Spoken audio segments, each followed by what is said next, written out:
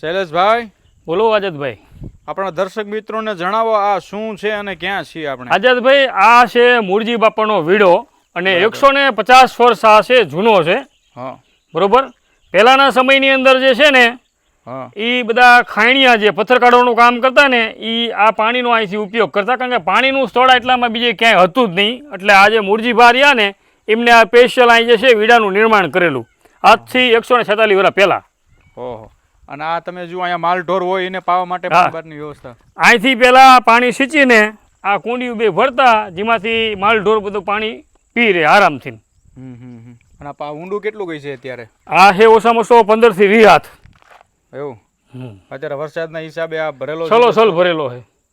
અને આ ઝાલાવાડનો વનવગડો છે દોસ્તો, લાકડાધાર વિસ્તાર, ધાંગધ્રા તાલુકો છે. ઘોઘરિયાળી મેલડી માતાની અને જગ્યા કહેવાય. આ જે વિસ્તાર રહ્યો ને એને લાકડાધાર તરીકે ઓળખવામાં આવે. હા, ઘોઘરિયાળી મેલડી માતાજીનું આ જગ્યાએ મંદિર છે સરસ મજાનું. આગળ મંદિર છે. હા, હા.